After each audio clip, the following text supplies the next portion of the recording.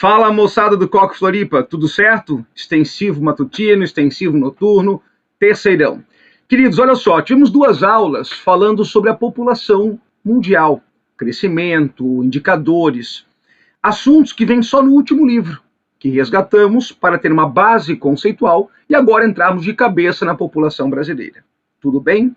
Módulo 11 para o PV1000, módulo 6 para o PV500. Tudo bem, queridos? Escutem só. Este ano, esse assunto já vem forte por uma questão, que é esta aqui, ó.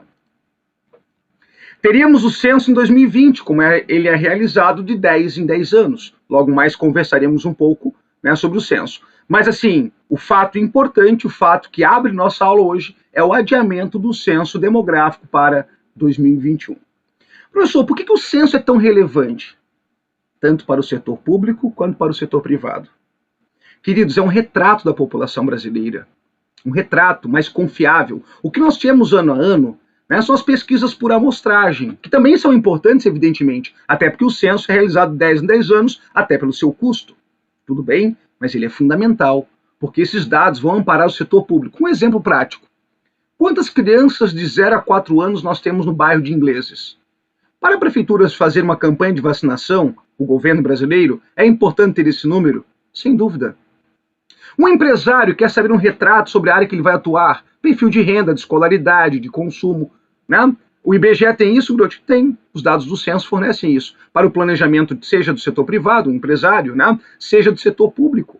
Vagas nas escolas, naquele bairro, quantas crianças de, digamos, 5 a 9 anos nós temos? Seja para creches, ou no caso, seja para a educação do ensino fundamental. Um exemplo prático só, para você entender, um exemplo só, da diversidade, né, de dados que o censo pode fornecer. Nos Coque Resolve conversaremos um pouquinho mais, resolveremos questões sobre o último censo, como que as provas cobraram. Tudo bem? Vamos avançar então. Agora, queridos, vejam, nossa população, ano passado, esse dado é de agosto do ano passado, quando foi divulgado, agosto desse ano saem novos dados, tudo bem? Estávamos em 210 milhões. E um fato curioso, nosso crescimento populacional estava em 0,79%. Anote esse dado aí, por favor. Logo conversaremos sobre as taxas de crescimento da população brasileira e essa informação será importante. 0,79% de crescimento entre 2008 e 2019.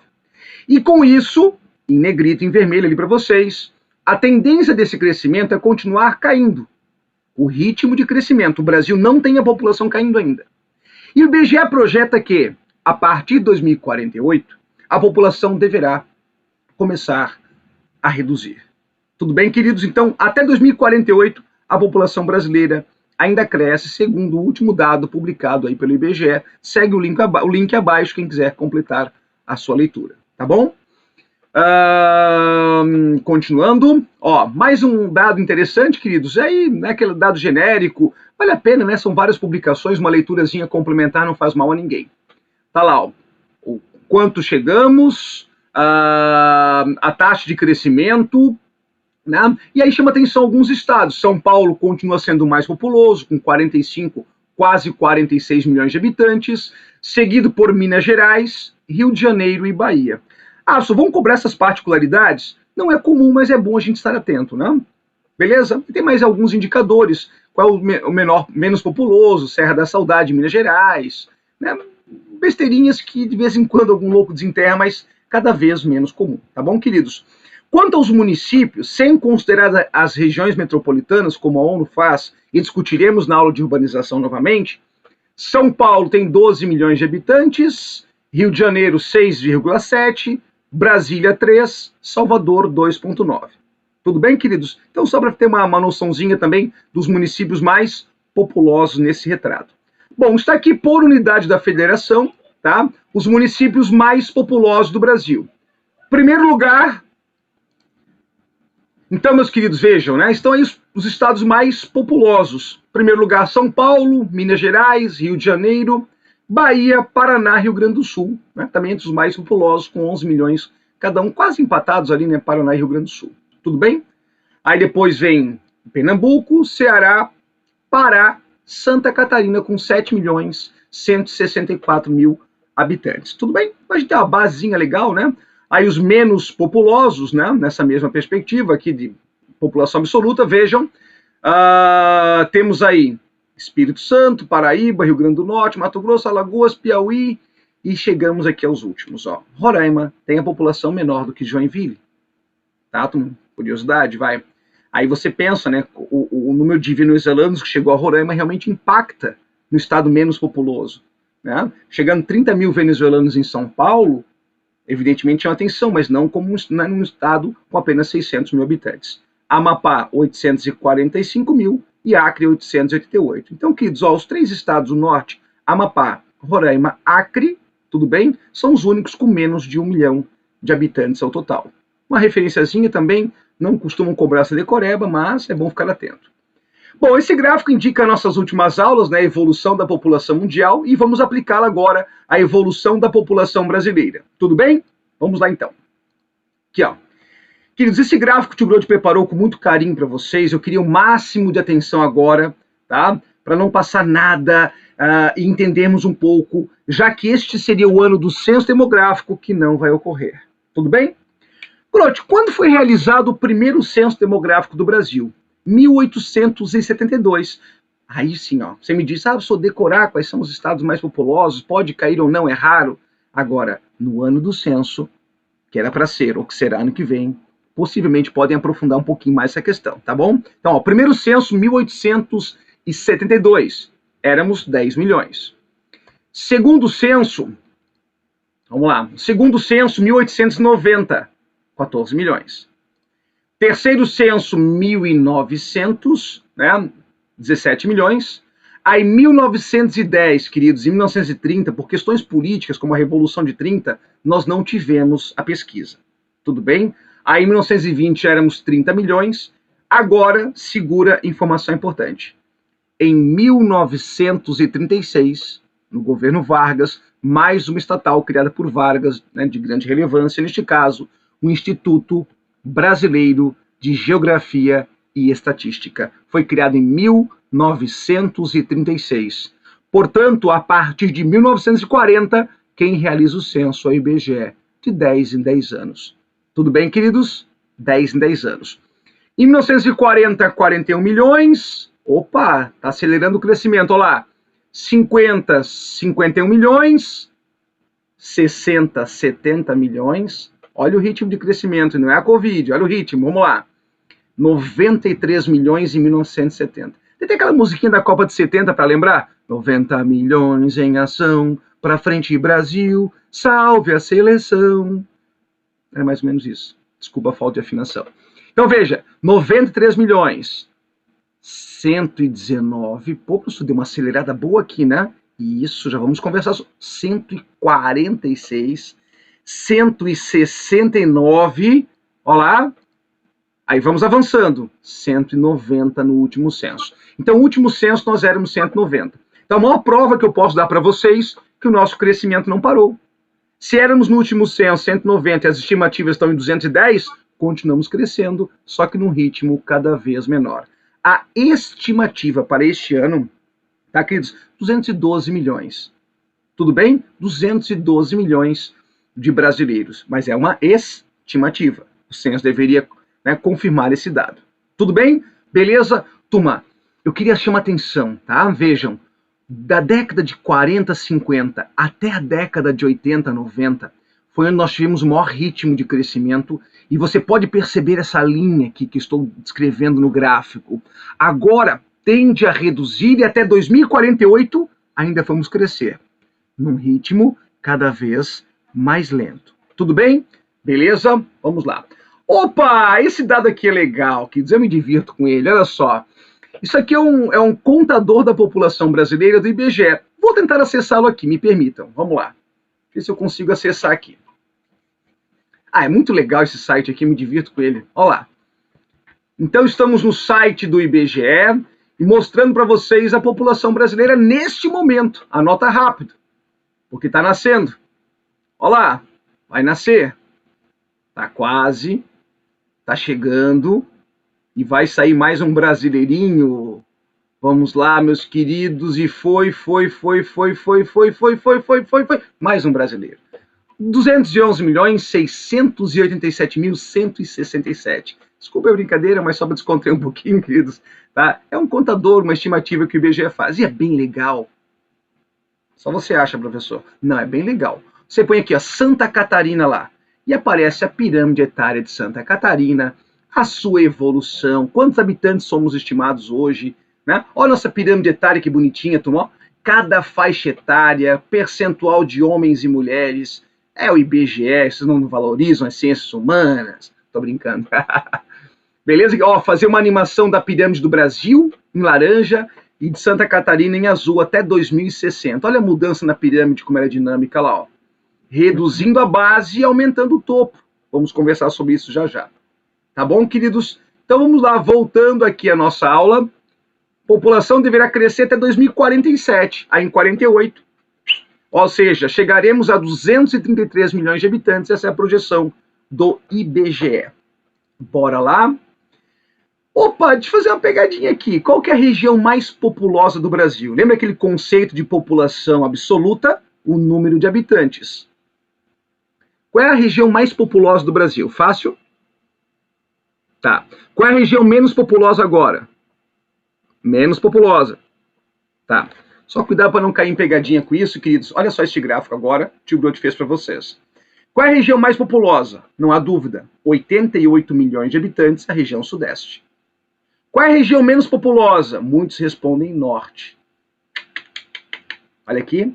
Populoso é a população absoluta, o número de habitantes. O número de habitantes da região norte, 18,4 milhões.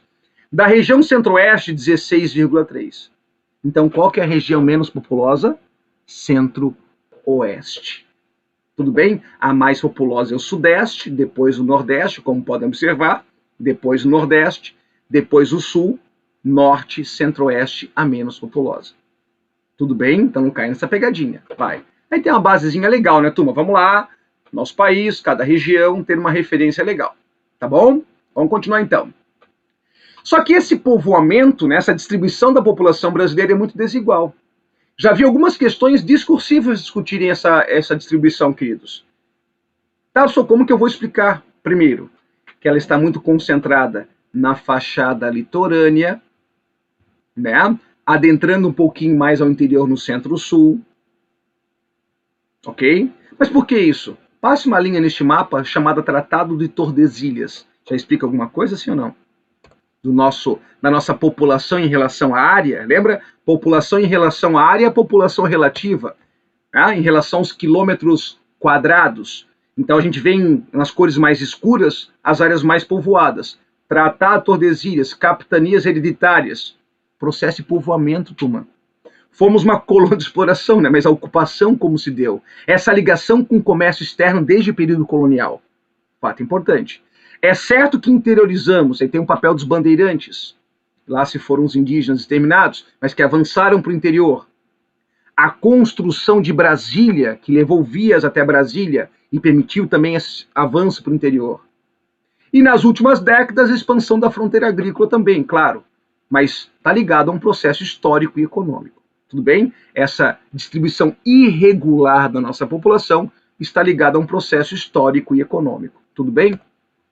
O nosso país como um todo, somos já 210 ano passado, 212 milhões possivelmente fechando esse ano, somos um país populoso. Somos o sexto mais populoso. Lembra? Mostrei para vocês na última aula, ao vivo, sexto mais populoso.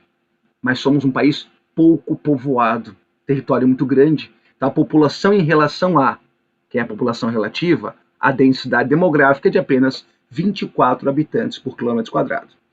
A região sudeste é a mais populosa e também a mais povoada, como você pode observar. 86 habitantes por quilômetro quadrado. Agora eu sei porque você errou anteriormente.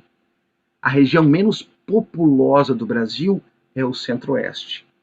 A menos povoada, com menos habitantes por quilômetro quadrado pela sua extensão, observem, é a região norte.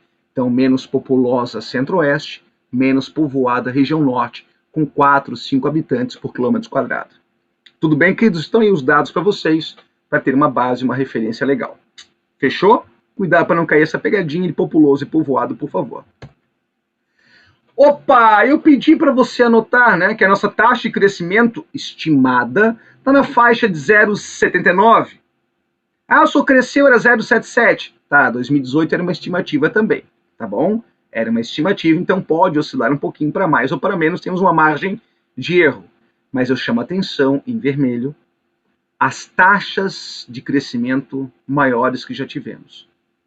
Percebam que na década de 50, a população brasileira crescia 2,4% ao ano. Em 60, quase 3% ao ano. Em 70, de novo, quase 3%. 80, 2,5%, 1,9%. Então vejam, nós crescemos num ritmo cada vez mais lento. Porque esta fase, esse recorte histórico que eu estou fazendo ali em vermelho, que pode ser uma década antes, uma década depois, alguns autores vão considerá-la, tá, queridos? Até 2000, de 40 a 2000, 50 a 90, temos essa margenzinha, tá? Mas é quando o Brasil vivenciou sua explosão demográfica. Basta você lembrar que em 70 cantávamos 90 milhões em ação. Éramos 93 milhões. Hoje somos mais de 200. Então, sim, o Brasil vivenciou, neste momento, né, uma revolução médico-sanitária. Por que mesmo, Grote? Eu lembro da nossa aula de demografia geral. Por quê? Porque quando urbanizamos forte a partir dos anos 40, sobretudo 50, a taxa de mortalidade caiu bem antes da taxa de natalidade. Consequentemente, tivemos a explosão demográfica associada a um fenômeno chamado revolução médico-sanitária. Os antibióticos, as vacinas e, ao mesmo tempo, as condições melhores de saneamento, apesar de ainda serem um pouco precárias. Tudo bem, queridos? Então, o Brasil já passou pela explosão, não viverá mais essa explosão e o ritmo de crescimento só diminui até 2047. Aí 48 já começa a declinar. Tudo bem? Trazendo esta realidade para a nossa pirâmide etária, né, queridos, essa realidade do nosso crescimento, vou fazer uma sobreposição de pirâmides agora e gostaria muito da atenção de vocês. Vocês lembram, o tio Groto explicou na aula de demografia geral, que a pirâmide etária tem de um lado homens, do outro lado mulheres, ou seja, uma divisão por gênero. Também temos uma divisão, né, por faixas etárias, neste caso de 0 a 4, 5 a 9, tudo bem? Já fizemos aqueles recortes de jovens, adultos e idosos, conforme já tínhamos conversado também. Ok? Então, só para lembrar agora, eu vou pedir uma gentileza a vocês. Eu vou sobrepor a pirâmide 2000 à pirâmide 2010. A 2010 vem sobre esta aqui. Eu quero que olhem, queridos, só para a base da pirâmide e me diga se houve alguma mudança. Perceberam a mudança? Tanto do lado feminino quanto do lado, só um pouquinho, como do lado masculino, uma redução significativa da base. Se a base está diminuindo, isso denota o quê, queridos? Que nós temos uma redução da taxa de natalidade. Tudo bem? Uma menor natalidade. Agora vamos olhar para o topo. Veja, só para o topo agora, a pirâmide 2010 sobrepondo a pirâmide 2000. Olha a expansão do topo. Maior longevidade. Tudo bem? Maior longevidade da população brasileira. E agora eu vou chamar atenção para um recorte, lembra? Pode variar de um autor para o outro, mas já conversamos sobre isso na aula de demografia geral. Preste atenção agora no tio Grote, uma questãozinha bem importante. Eu quero que olhem agora, eu vou voltar à pirâmide 2000. Só para a faixa aqui, queridos, ó, que é a população economicamente ativa. Lembra os adultos?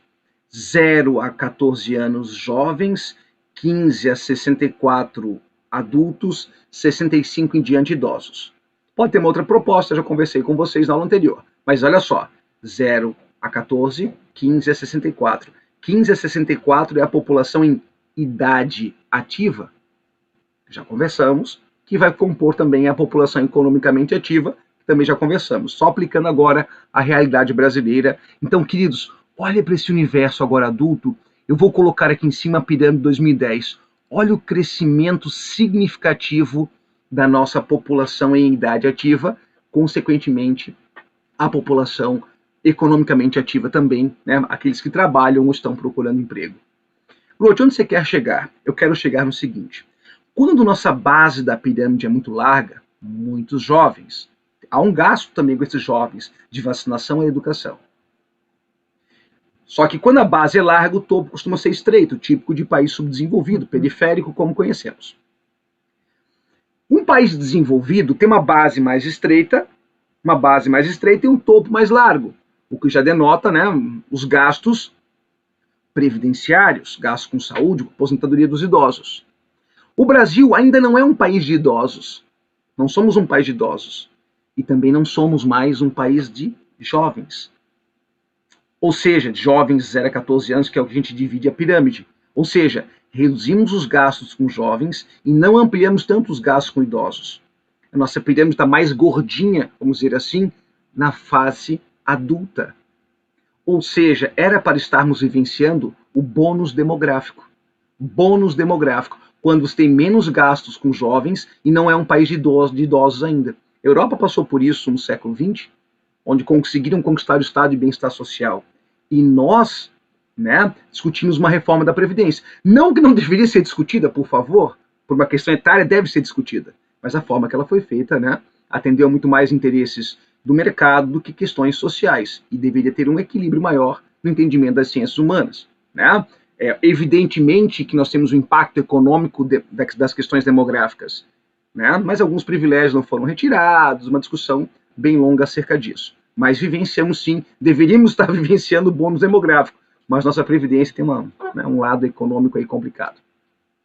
Essa é a projeção daquela que eu mostrei a vocês ali, né, queridos? Ó, comparando o Brasil com Santa Catarina, né? O Brasil seria a corzinha laranja, Santa Catarina a cor azul. Já mostra realmente nossa base estreitando, mas a pirâmide feita por estimativa, né, queridos? Vamos lá? Tá ali o linkzinho para quem quiser clicar. Tá bom? Beleza? Ó, estreitando a base e aumentando o topo, conforme mostrei naquela animação anterior para vocês. Bom, agora, falando de outras questões, o Tigrode falou que na segunda metade do século XX vivenciamos uma revolução médico-sanitária. A mortalidade caiu muito rápido e explodimos demograficamente. Tudo bem. Só que nas últimas décadas, queridos, sobretudo a partir dos anos 70, também presenciamos uma queda já da natalidade e consequentemente, da fecundidade. Lembra? São índices distintos. Natalidade, número de nascimentos para cada 1.000 habitantes por ano.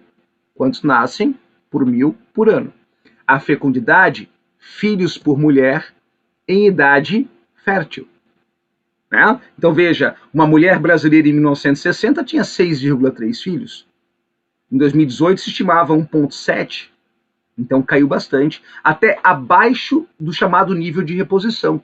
A ONU entende, meus queridos, que a taxa de reposição da fecundidade é 2,1. Então, para que uma população se mantenha a longo prazo, tem que estar em 2,1, filho por mulher.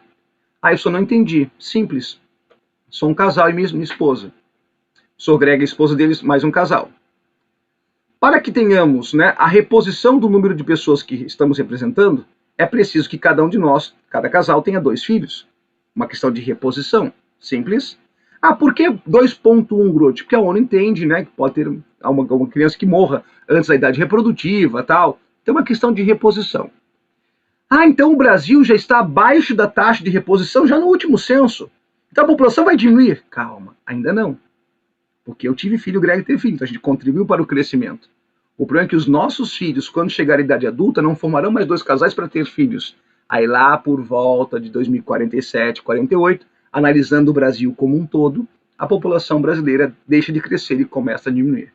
Tudo bem? Então, apesar do Brasil estar abaixo da taxa de reposição de fecundidade ou fertilidade, 2,1, ainda não está diminuindo a população. Por favor, né, cuidado.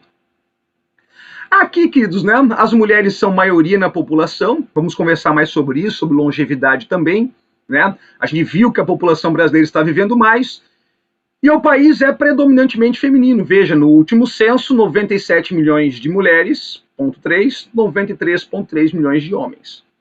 Nascem mais homens do que mulheres. Tá, Grude, espera aí, volta um pouquinho na pirâmide etária, volto, e agora eu vou chamar atenção para o indicador. Nascem, olha a fase de 0 a 4 anos, 7 milhões de homens, 6,7 milhões de mulheres. Então, nascem mais homens do que mulheres. Até foi uma pegadinha da Federal, muitos não sabiam. Vejam só, até 24 anos tem mais homens, veja, 20 a 24 anos, 8 milhões 630 mil. Mulheres, 20 a 24 anos, 8.614.000. Então tem mais homens ainda. Na fase seguinte, 8.460.000, 8.643.000.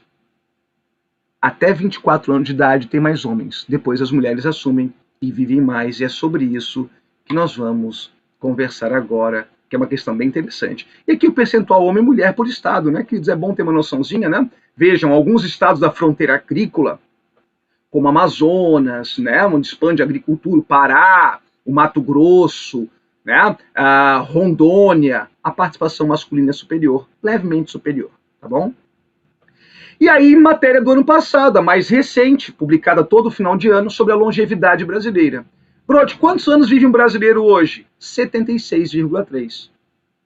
Uma média, por favor, quem nasce hoje estima viver 76,3. Para as mulheres tão desiguais no mercado de trabalho, né? Tantos problemas na sociedade patriarcal, machista, que a gente sabe, né? Mesmo com todas essas questões, as mulheres têm uma longevidade maior. Motivos? Alguns cuidam mais da saúde? Sem dúvida. Então, temos campanha para que o homem procure o médico, muitas vezes procura quando a enfermidade é grave demais. Então, fator saúde, fundamental, ligado à alimentação, entre outras perspectivas. Agora, uma coisa que pesa para o homem é a morte precoce por fatores externos. O que é isso, Grote? Morte precoce por fatores externos? Morre cedo. Quais são os fatores externos? Violência, trânsito. Se você vê o crime organizado, os homicídios, mais 90% são homens. Tem o feminicídio, que é uma outra questão. Tá? Uma outra questão. Aí é triste, é lamentável e temos que pesquisar. Mas quanto aos homicídios como um todo, né, os homens são maioria. Trânsito. Olha lá, tem uma pessoa caminhando no parapeito do prédio. É um homem ou uma mulher? O que vocês acham? Olha ali, passou uma pessoa empinando uma moto a 100 por hora ali. É um homem ou uma mulher? Tô brincando, pessoal. Eu acho que o homem nessa fase é muita testosterona, fica meio retardado. Tá? Desculpa a ironia. Vamos lá, brincadeirinha, tá? Só pra descontrair. Mas sim, os homens morrem mais no trânsito, os homens sofrem mais. Estão mais ligados à violência. Quem sofre mais com a violência é a mulher, porque é uma questão, né? Que a mulher foi vítima de um homicídio por ser mulher, é diferente. Os homens que morrem por homicídio estavam no fronte do crime organizado, ou era um policial que estava no seu trabalho, né? Lamentavelmente foi morto por um criminoso. Então, é essa a questão. E as mulheres morrem por serem mulheres, por serem vítimas do machismo, sociedade patriarcal, entre outros desdobramentos. Tá? Mas isso pesa mais numericamente para os homens. Numericamente, por favor. De 20 a 24 anos, um homem tem 4 vezes e meia mais chance de morrer do que uma mulher. Ou seja, tem 4 vezes e meia menos chances de chegar aos 25 que uma mulher. Turma, isso é bizarro. Aí você entende, né? Bom, lá em 1940, o brasileiro vivia em média 45 anos. 45. Hoje, 76,3, que eu atualizei o dado para vocês, tá bom? E um dado, turma, isso que eu brinquei com vocês na aula lá de demografia, né? Antigamente ninguém tomava vacina, brincava no esgoto. Calma. Nós vivíamos essa realidade, mas nossa longevidade é de 45 anos. Hoje, 76,3. Quer ver um outro dado, indicador muito forte? Nasceram 1.000 crianças no Brasil em 1940. Quantas não completavam um ano? 146. 146. Nascem 1.000 crianças no Brasil hoje. Quantas não completam um ano? 12. Forte número, turma. Saneamento, água tratada, né? Esgoto, água tratada, estrutura médica hospitalar, e aí? Revolucionário, né? Então vamos com calma. Aqui a evolução da nossa longevidade, tá, queridos? Lembrem que aqui está década por década, depois aqui, né, um ano, de ano a ano, então por isso não oscilou tanto, mas está ali o aumento da nossa longevidade, chegando a 76,3. Tá como em 2018, mas foi divulgado agora em 2019. Qual o estado mais longevo? Olha que curiosidade, Santa Catarina. Santa Catarina, tá aqui os dados para vocês. Espírito Santo, São Paulo, Distrito Federal, Rio Grande do Sul. Tudo bem? O menos longevo, Maranhão, onde um homem no Maranhão vive em torno de 66, 67 anos. O homem do Maranhão. Tá? Aqui então mostra esse indicador. E como eu falei até na aula de demografia, por bairros pode ser absurdamente dispar, né? Pode ser diferente pra caramba. Você pega só na cidade de São Paulo, tem bairros como Jardins, onde as pessoas vivem mais de 80, e se você vai nos bairros mais pobres, vive menos de 60, na mesma cidade. Então essa desigualdade não é só regional, não é só por estado, é também dentro do próprio município, onde a desigualdade é evidente. Tá bom? Beleza, queridos? Mais alguns gráficos para vocês, aí aqui mostrando a nossa mortalidade infantil, que agora está em 12,4, 12,2. Maravilhosa essa queda, turma, muito importante. Atendimento pré-natal, alimentação das crianças, vacinação, fundamentais. Temos que evoluir. Países desenvolvidos que na casa 2, 3, mas temos grandes avanços. Aqui só um comentário final, uma curiosidade. Por outro, o censo 2010 ocorreu certinho, 2020 ficou para 2021. Já tinha ocorrido isso alguma vez, desde que o IBGE começou? Você falou que em 1910 e 30, por questões políticas, não houve censo. Mas desde que o IBGE foi criado, estou vendo a 40, 50, 60, 70, 80, 91. Olha uma curiosidade. O Collor, presidente, deveria ter feito o censo em 90. Afirmou falta de dinheiro, de recursos, fez só em 91. Então, sim, já postergamos o censo para o ano seguinte. Não é bom, né? Porque nós temos um padrão estatístico de 10 em 10 anos. Você quebrar não é legal, né, turma? Mas já aconteceu. Tá bom? Beleza, queridos? Depois teremos mais 2 aulas sobre população brasileira com outros indicadores, mas por hoje é isso. Obrigado, continuem firmes e fortes e com muita saúde para vocês. Valeu, queridos. Tchau, tchau.